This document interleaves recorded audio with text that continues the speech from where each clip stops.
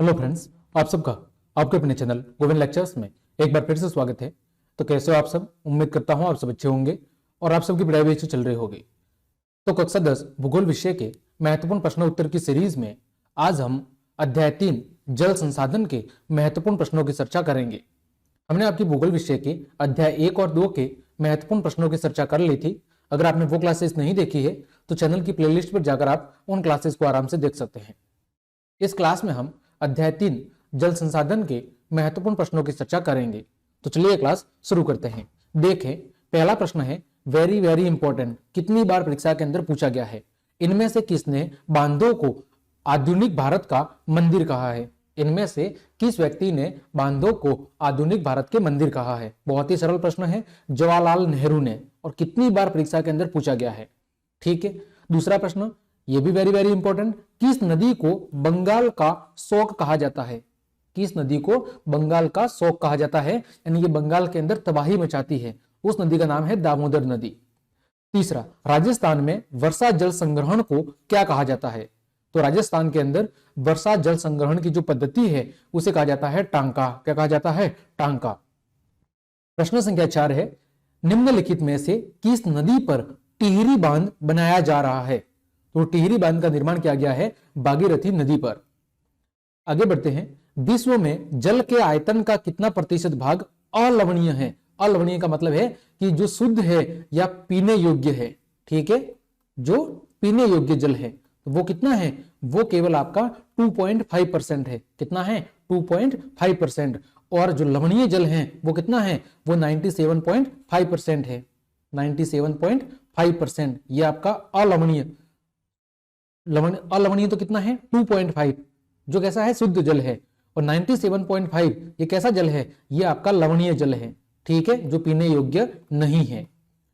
अगला प्रश्न संख्या 6, पहाड़ी और पर्वतीय क्षेत्रों में वर्षा जल संग्रहण के लिए निम्नलिखित में से कौन सी विधि अपनाई जाती है? जो पहाड़ी और पर्वतीय क्षेत्र होते हैं वहां पर वर्षा के जल को एकत्रित करने के लिए कौन सी विधि अपनाई जाती है वो आपको बताना है। तो उस विधि का नाम है गुल अथवा कुल। जो पहाड़ी क्षेत्र है उन पहाड़ी क्षेत्रों के अंदर वर्षा के जल को इकट्ठा करने के लिए जिस विधि को अपनाया जाता है उसे कहते हैं गुल या कुल। प्रश्न संख्या 7 वेरी वेरी इंपॉर्टेंट है, नागा अर्जुन सागर बांध किस नदी पर स्थित है? नागा अर्जुन सागर बांध किस नदी पर स्थित है? तो यह स्थित है आपका कृष्णा नदी पर। ठीक है, भारत के अंदर जितने भी बांध हैं और वो कहां स्थित है इसकी पूरी पीडीएफ टेलीग्राम चैनल पर उपलब्ध है। आप टेलीग्राम चैनल को ज्वाइन कर ले और वहां जाकर आप उन सभी बांधों को, कौन सी नदी पर स्थित है, कौन से राज्य में स्थित है, उसकी पूरी पीडीएफ अवेलेबल है। उस पीडीएफ को आराम से देख सकते हैं। चलिए आगे बढ़ते हैं। प्रश्न संख्या 8, निम्न में से कौन सी परियोजना राजस्थान और मध्य प्रदेश की संयुक्त परियोजना है?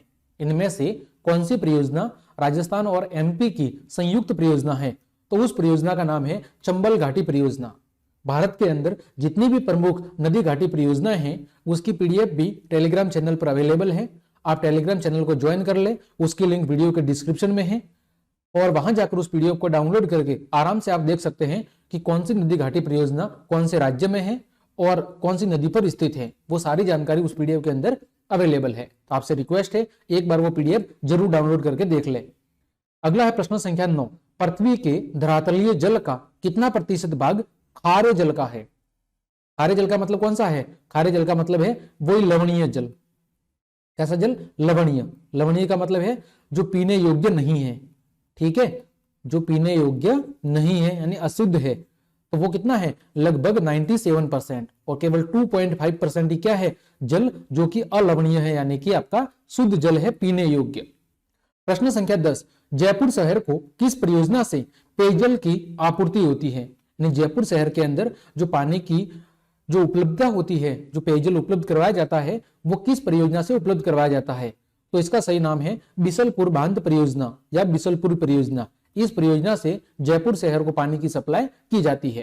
प्रश्न संख्या 11, राजस्थान में परंपरागत जल संरक्षण के रूप में बेरिया छोटी कुई किस जिले में है? राजस्थान के अंदर परंपरागत यानी कि प्राचीन जमाने से वर्षा के जल को इकट्ठा करने हेतु जिस विधि जिसमें बेरिया, छोटी कुई आदि का इस्तेमाल किया जाता था वो कौन से जिले के अंदर आज भी उपस्थित है या आज भी उसका उपयोग किया जाता है? तो वो जिले हैं आपके राजस्थान के बाड़मेर और जैसलमेर। आगे बढ़ते हैं, अति लघुरात्मक प्रश्न। कैसे प्रश्न? अति लघुरात्मक, जिनके जवाब आपको एक शब्द या एक लाइन के अंदर देने होते हैं। पहला प्रश्न है, गुल अथवा कुल क्या है? गुल अथवा कुल क्या है? तो पश्चिमी हिमालय, यानी कि पश्चिमी हिमालय के अंदर पहाड़ी और पर्वतीय क्षेत्र आते हैं। तो उस पश्चिमी हिमालय में पर्वतीय क्षेत्रों में वाहिकाओं को गुल या कुल कहते हैं। किसको कहते हैं? जल की जो वाहिकाएं हैं, ठीक है, जो जल को संग्रहण करने के लिए यूज की जाती है, उन्हें कहते हैं गुल अथवा कुल कहते हैं। प्रश्न संख्या 2, भारत में ऐसे क्षेत्र का उदाहरण दे जहां पर्याप्त मात्रा में वर्षा होती है फिर भी जल की कमी है। जहां पर बहुत ज्यादा बारिश होती है लेकिन फिर भी जल की कमी रहती है, तो वो क्षेत्र है आपका मेघालय की राजधानी शिलोंग। कौन सी? मेघालय की राजधानी शिलोंग। और विश्व की सबसे अधिक जो वर्षा वाला स्थान है वो कौन सा है? वो भी है आपका मेघालय के अंदर चेरापूंजी या मासिनराम। मासिनराम मेघालय के अंदर स्थित है, जहां पर सबसे अधिक बारिश होती है। तीसरा प्रश्न है आपका, खड़ीन और जोहड़ क्या है? खड़ीन और जोहड़ क्या होते हैं? तो शुष्क और अर्ध शुष्क क्षेत्रों में, विशेषकर राजस्थान के अंदर शुष्क और अर्ध शुष्क क्षेत्र जहां पर बारिश बहुत ही कम होती है, ऐसे क्षेत्रों में वर्षा जल को एकत्रित करने के लिए बनाए गए जो खड्डे हैं या वर्षा जल संग्रहण की जो विधि है उसे कहते हैं खड़ीन और जोहड़। विशेष करके राजस्थान का जो मरुस्थलीय क्षेत्र है उसके अंदर वर्षा के जल को इकट्ठा करने हेतु जो खड्डे बनाए जाते हैं उन्हें कहते हैं खड़ीन अथवा जोहड़। प्रश्न संख्या 4, जल दुर्बलता के 2 कारण, यानी धीरे धीरे जल की कमी हो रही है, ठीक है, जल की दुर्बलता बढ़ रही है, इसके पीछे वजह क्या है, कारण क्या है? तो इसके पीछे वजह है बढ़ती जनसंख्या की बढ़ती हुई आवश्यकताएं। जैसे जैसे जनसंख्या बढ़ रही है वैसे वैसे जल का उपयोग भी बढ़ रहा है। तो पहला कारण तो यह है। और दूसरा, जल का असमान वितरण, ठीक है, भौगोलिक स्थिति की दृष्टि से बात करें तो कहीं पर बहुत ज्यादा जल उपलब्ध है और कहीं पर बहुत ही कम, न के बराबर है। तो जल का असमान वितरण, ये 2 कारण है जिसकी वजह से जल दुर्बलता उत्पन्न हो रही है। प्रश्न संख्या 5, टिहरी परियोजना किस राज्य में किस नदी पर बनाई जा रही है? तो जो आपकी टिहरी परियोजना है वो आपकी उत्तराखंड राज्य के अंदर भागीरथी नदी पर बनाई जा रही है। प्रश्न संख्या 6 है, जल प्रबंधन से क्या तात्पर्य है? जल प्रबंधन से क्या मतलब है? तो जल प्रबंधन से तात्पर्य है जल के वितरण, विकास और सुव्यवस्थित उपयोग के लिए की गई सभी तकनीकी योजनाओं से। जल के प्रबंधन यानी मैनेजमेंट से मतलब है जल का वितरण, उसका विकास और सुव्यवस्थित उपयोग। उसके लिए जितनी भी टेक्नोलॉजी या तकनीकी योजनाएं जो काम में ली जा रही है उसे कहते हैं जल प्रबंधन, यानी कैसे भी करके जल को बचाना, उसका प्रबंधन करना, अच्छे से उसका मैनेज करना। प्रश्न संख्या 7, भारत में सबसे लंबी मानव निर्मित नहर कौन सी है? भारत के अंदर सबसे लंबी मानव के द्वारा निर्मित नहर कौन सी है? तो वो है आपकी इंदिरा गांधी नहर। कौन सी नहर है? इंदिरा गांधी नहर। ये वेरी वेरी इंपॉर्टेंट प्रश्न है। प्रश्न संख्या 8, भारत का सबसे लंबा बांध कौन सा है? तो भारत का जो सबसे लंबा बांध है वो है आपका हीराकुंड बांध। कौन सा बांध है? हीराकुंड बांध। अब भारत के अंदर जितने भी बांध है उसकी पूरी PDF टेलीग्राम पर अवेलेबल है। आपसे रिक्वेस्ट है कि उस PDF को डाउनलोड कर ले और देख ले कि कौन कौन सा बांध कौन से राज्य में और कौन सी नदी पर स्थित है। अगला है, मिट्टी से बना बांध कौन सा है? मिट्टी से बना एक प्रमुख बांध कौन सा है? तो वो है आपका पांचना बांध। कौन सा बांध है? पांचना बांध। प्रश्न संख्या 10, पांचना बांध कौन सी 5 नदियों के संगम पर बना है? देखो नाम से पता चल रहा है पांचना, यहाँ पर 5 नदी आकर मिलती है।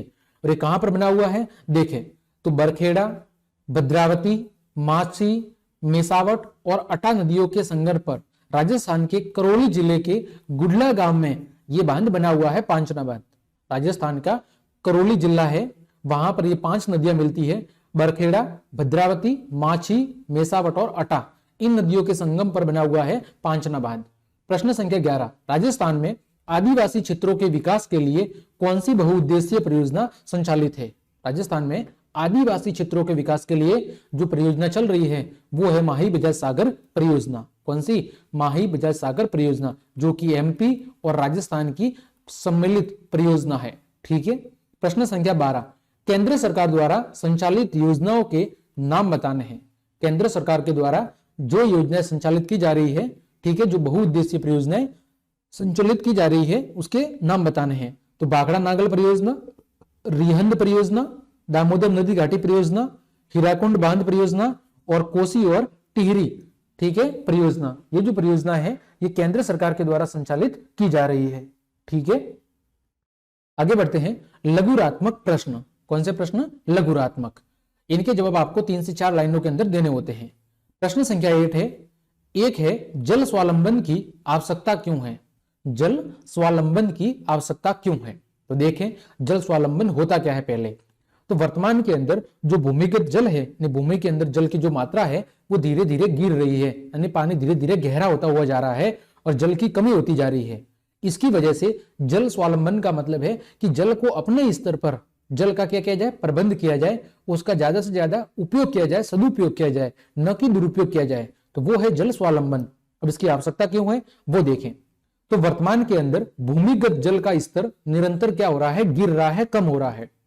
स्थानीय स्तर पर प्रचलित जल स्रोतों की क्या हो गई है? दुर्दशा हो गई है। जो स्थानीय क्षेत्र के अंदर छोटे छोटे कुएं, बावड़ी, नलकूप थे, धीरे धीरे वो बंद हो रहे हैं, यानी कि सूखे पड़ रहे हैं। बड़े बांधों में मिट्टी की गाद बढ़ गई है तथा वर्षा की कमी से जल संकट की स्थिति उत्पन्न हो गई है। साथ ही साथ जनसंख्या वृद्धि से यह जल संकट और अधिक क्या हो गया है? और ज्यादा गंभीर हो गया है। अतः इस संकट को दूर करने हेतु समुचित प्रबंधन, ठीक है, उचित रूप से इसका सारे लोगों को मिलकर संपूर्ण रूप से इसका प्रबंधन करना है। इस हेतु हमें क्या करना है? जल स्वावलंबन की आवश्यकता है, ठीक है। आगे बढ़ते हैं, प्रश्न संख्या 2, जल प्रबंधन के 3 लाभ बताने हैं कि जल को प्रबंधन करें, अगर जल का सही तरीके से मैनेज करें तो इससे 3 फायदे क्या होंगे। तो देखो, तो जल प्रबंधन के 3 प्रमुख लाभ क्या है। एक तो वर्षा जल जो व्यर्थ ही बह जाता है उसका सदुपयोग किया जा सकता है, यानी बारिश के समय लगभग 80 से 90% पानी बहकर वापस समुद्र के अंदर चला जाता है। तो उस वर्षा जल को अगर रोक के सही उपयोग किया जाए तो वो हमारे लिए काम में आ सकता है। दूसरा, बढ़ती हुई जनसंख्या की जल की मांग की पूर्ति में क्या मिलेगी? मदद मिलेगी। यदि हम जल का अच्छे से प्रबंध करेंगे तो ये जो बढ़ती हुई जनसंख्या की जो आवश्यकताएं हैं जल को लेकर, ये सभी आवश्यकताएं आसानी से पूरी हो पाएगी। इससे मानसून की अनिश्चितता और अनियमितता के कारण पड़ने वाले सूखे और अकाल से निपटने में भी मदद मिलेगी। तीसरा क्या फायदा होगा कि जो मानसून की अनिश्चितता है, कभी कभार बहुत ज्यादा बारिश होती है, कभी कभार बहुत ही कम होती है, तो इसकी वजह से या तो सूखा पड़ता है या अकाल पड़ता है जब बारिश लिमिट से कम होती है। तो ऐसी स्थिति में इनसे निपटने में भी मदद मिलेगी, ठीक है। अगला प्रश्न है आपका वेरी वेरी इंपॉर्टेंट, खडीन क्या है? प्रकाश डालिए। खडीन के बारे में आपको समझाना है। तो खडीन राजस्थान में परंपरागत जल संरक्षण का एक रूप है। राजस्थान के अंदर प्राचीन समय से जल को एकत्रित करने का एक रूप या एक विधि है, वो है खडीन। खडीन वो भूमि होती है जिसमें पहाड़ी भागों में वर्षा काल में बहते हुए जल को ढालू भागों पर, कच्छ ढालू भागों पर कच्ची मेड़ या दीवार बना के रोका जाता है तथा अतिरिक्त जल को इस दीवार के एक भाग से निकाल दिया जाता है, ठीक है। यानी भूमि की चारों तरफ से एक बाउंड्री बना लेंगे और उस थोड़ा सा अंदर गड्ढा टाइप बना लेंगे और वहां पर उस जल को एकत्रित करेंगे। इससे लगती दूसरी खडीन भूमि को पानी मिल सके, और जो ये भर जाएगा तो इसके एक कोने से थोड़ा निकलने का रास्ता बनाएंगे ताकि वो दूसरे खडीन के आकर अंदर जाकर मिल सके। तो यह पद्धति मध्यकाल में जैसलमेर के पालीवाल ब्राह्मणों द्वारा बनाई गई थी। तो खडीन क्या है? राजस्थान के अंदर वर्षा के जल को संग्रहित करने हेतु एक तकनीक है, विधि है, ठीक है। आगे बढ़ते हैं, प्रश्न संख्या 4, राजस्थान में जल संरक्षण तकनीकी को क्यों अपनाया गया? राजस्थान के अंदर जल संरक्षण यानी कि वर्षा के जल को जो एकत्रित किया जाता है, इसके पीछे वजह क्या है? तो वजह क्या है? आप सबको पता है कि राजस्थान का जो ज्यादातर भाग है वो कैसा है? मरुस्थलीय है, और यहाँ वर्षा की क्या होती है? बहुत ही ज्यादा कमी होती है। तो वर्षा की कमी के कारण यहाँ पर ज्यादातर अकाल और सूखे की संभावना बनी रहती है। इस वजह से पेयजल यानी पीने हेतु और सिंचाई हेतु राज्य के अंदर जल संरक्षण तकनीकों को अपनाया गया है, ठीक है, ताकि लोग पी भी सके, जीव जंतु, और सिंचाई भी की जा सके। इसके लिए वर्षा के जल को संग्रहित किया जाता है। प्रश्न संख्या 5, भाखड़ा नागल परियोजना का वर्णन कीजिए। कौन सी परियोजना? भाखड़ा नागल परियोजना। यह भी प्रश्न काफी इंपॉर्टेंट है। तो भाखड़ा नागल परियोजना सतलज नदी पर हिमाचल प्रदेश में बिलासपुर के निकट स्थापित योजना है। कहां पर? हिमाचल प्रदेश में सतलज नदी पर बिलासपुर नामक जगह के निकट यह परियोजना संचालित है। यह परियोजना पंजाब, हरियाणा और राजस्थान की संयुक्त परियोजना है, ठीक है। किसकी? पंजाब, हरियाणा और राजस्थान की। इसका मकसद उद्देश्य क्या है? सतलज और यमुना के मध्यवर्ती भागों में सिंचाई, विद्युत और पेयजल की आपूर्ति करना। इस योजना का मेन मकसद क्या है कि सतलज और यमुना नदी के बीच का जो एरिया है, ठीक है, वहां पर सिंचाई की सुविधा देना, विद्युत की और पेयजल की आपूर्ति देना है। इसके तहत पंजाब के अंबाला में 2 बांध बनाए गए हैं, ठीक है, एक भाखड़ा बांध और एक नागल बांध। इन बांधों से सिंचाई के लिए कई नहरें भी निकाली गई है। अतः जो भाखड़ा नागल बांध परियोजना है ये राजस्थान, पंजाब और हरियाणा तीनों के लिए काफी महत्वपूर्ण है। अगला है प्रश्न संख्या 6 आपका, बहुउद्देश्य नदी घाटी परियोजनाएं क्या है और इन परियोजनाओं के 4 लक्षण बताने हैं। 2 प्रश्न है। पहला, बहुउद्देश्य नदी घाटी परियोजनाएं होती क्या है और इस परियोजनाओं के लक्षण क्या होते हैं। तो नदी पर बांध बनाकर इससे अनेक प्रकार के कार्य किए जाने को बहुउद्देश्य नदी घाटी परियोजना कहते हैं। यानी ऐसी परियोजना जिसका जो उद्देश्य है वो क्या होते हैं, एक से अधिक उद्देश्य होते हैं, ठीक है। ऐसी परियोजनाओं को कहते हैं बहुउद्देश्य नदी घाटी परियोजनाएं। जैसे किसी नदी पर बांध बना दिया, तो बांध का मतलब केवल पानी को रोकना नहीं है, बांध का मतलब है पानी को रोकना, इसके अलावा वहां पर मछली पालन करना, ठीक है, बाढ़ को रोकना, वहां पर लोगों को रोजगार देना, जैसे नौकायान देना, मछली उत्पादन देना, ठीक है, ये सारे क्या है उसके। इसके अलावा बिजली उत्पादन, सिंचाई के लिए काम में लेना, पीने का पानी उपलब्ध करवाना, यानी उस परियोजना के एक से अधिक ऑब्जेक्टिव है, उद्देश्य है। तो ऐसी परियोजना को कहते हैं बहुउद्देश्य नदी घाटी परियोजनाएं। अब प्रमुख उद्देश्य क्या हो सकते हैं, जल विद्युत उत्पादन हो सकता है, सिंचाई हो सकता है, घरेलू और औद्योगिक जल की आपूर्ति हो सकता है, नौका संचालन हो सकता है और मछली पालन हो सकता है। ये उस परियोजना के बहुउद्देश्य हो सकते हैं। प्रश्न संख्या 7, बहुउद्देश्य परियोजनाओं की कमियों को स्पष्ट करें, इसकी हानियां या कमियां क्या है। तो पहली कमी है कि नदियों पर बांध बनाने से उसका जो प्राकृतिक बहाव होता है वो क्या हो जाता है, रुक जाता है। फिर बांध के अंदर तलछट जमा हो जाती है, जिसकी वजह से धीरे धीरे पानी आसपास के क्षेत्र के अंदर फैलने लगता है। फिर बांध नदियों को टुकड़ों के अंदर बांट देता है, कभी कभार नदी 2 धाराओं के अंदर बढ़ जाती है। फिर बाढ़ के मैदानों में जलाशयों से वनस्पति और झाड़ियां मिट्टी में डूब जाती है और नष्ट हो जाती है। फिर स्थानीय लोगों का विस्थापन होना, जहां पर बांध का निर्माण होता है धीरे धीरे उसके आसपास का क्षेत्र दलदली हो जाता है और फिर वहां पर रहने वाले लोगों को वो जगह छोड़कर विस्थापित होना पड़ता है। तो ये कुछ उसके कमियां भी है। प्रश्न संख्या 8, जल दुर्बलता से क्या मतलब है, इसके कारण बताने हैं। जल दुर्बलता से क्या मतलब है, इसका कारण।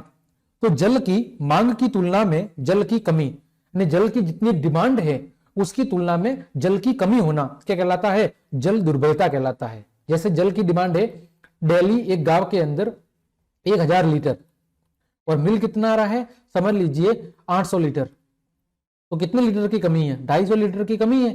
तो ये क्या है, जितनी डिमांड है उसके अनुसार जल उपलब्ध नहीं है, तो वो है जल दुर्बलता। कारण क्या है, आप सबको पता है, बढ़ती हुई जनसंख्या, जल संसाधनों का अत्यधिक शोषण और औद्योगिकरण, ये 3 प्रमुख कारण हैं जिसकी वजह से क्या हो रही है, जल दुर्बलता उत्पन्न हो रही है। प्रश्न संख्या 9 आपके सामने है, पृथ्वी के धरातल का 3/4 भाग जल से ढका हुआ है, फिर भी दुनिया में जल की कमी है, ऐसा क्यों है, स्पष्ट कीजिए। क्या बोल रहा है, पृथ्वी का जो 3/4 भाग है वो किससे ढका हुआ है, पानी से, लेकिन फिर भी दुनिया में पानी की कमी है, ऐसा क्यों है, वो वजह बतानी है। तो देखें उत्तर, विश्व में जल के कुल आयतन का 96.5% भाग महासागरों के अंदर पाया जाता है। कितना, लगभग 96.5%, जो कि कैसा होता है, खारा, यानी कि लवणीय जल है और उस जल का उपयोग पीने हेतु नहीं किया जा सकता।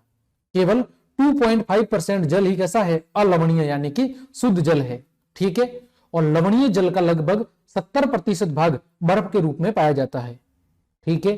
तीसरा, वर्षा में वार्षिकी और मौसमी परिवर्तन के कारण जल संसाधनों की उपलब्धता में समय और स्थान के अनुसार क्या है, विभिन्नता है, यानी अलग अलग जगह जो मानसून है, मानसून की वजह से जो वर्षा होती है उसमें विभिन्नता है। कहीं पर बहुत ज्यादा बारिश होती है तो कहीं पर न के बराबर बारिश होती है। तो जहां पर बारिश ज्यादा होती है वहां पर जल की पर्याप्त उपलब्धता है, लेकिन कहीं पर जल की बहुत ही ज्यादा कमी है।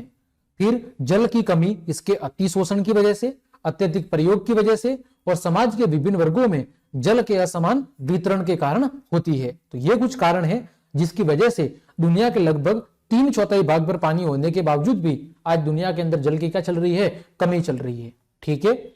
आगे बढ़ते हैं, प्रश्न संख्या 10, ये भी वेरी वेरी इंपॉर्टेंट है। इंदिरा गांधी नहर परियोजना राजस्थान के लिए एक वरदान है, कैसे, समझाइए। तो जो इंदिरा गांधी नहर परियोजना है इसने पश्चिमी राजस्थान का क्या किया है, काया पलट किया है। कायाकल्प का मतलब है बिल्कुल बदल के रख दिया है पश्चिमी राजस्थान को। जहां पर पहले आज से 20-25 साल पहले धोरे ही धोरे दिखाई देते थे, हरियाली के नाम पर कुछ भी दिखाई नहीं देता था, आज वहां चारों तरफ हरियाली दिखाई देने लगी है। इससे थार के मरुस्थल में पेयजल और सिंचाई जल की आपूर्ति होने से बंजर भूमि का भी क्या होने लगा है, उपयोग होने लगा है। इस नहर से 7 लिफ्ट नहरें निकल गई है, जिनसे लगभग 17.41 करोड़ हेक्टेयर भूमि पर सिंचाई होने लगी है। अतः ये जो नहर है ये थार के रेगिस्तान के लिए बिल्कुल एक वरदान साबित हुई है और राजस्थान की काया पलटने वाली ये एक नहर परियोजना है, ठीक है, जिसकी वजह से आज राजस्थान का जो मरुस्थल है वो धीरे धीरे हरियाली की ओर अग्रसर हो रहा है। तो इस प्रकार हमने आपके अध्याय 3 के जितने भी महत्वपूर्ण प्रश्न बन रहे थे उन सभी की चर्चा बहुत अच्छे से कर ली है। उम्मीद करता हूं ये सारे प्रश्न आपकी परीक्षा की दृष्टि से उपयोगी साबित होंगे। तो क्लास देखने के लिए आप सभी को धन्यवाद। यदि आपको मेरी क्लास और मेहनत पसंद आई है तो फिर लाइक और कमेंट जरूर करें, साथ ही साथ अपने मित्रों को शेयर कर दे ताकि उन सब तक ये जानकारी पहुंच सके। तो आज के लिए इतना ही। जय हिंद, जय भारत।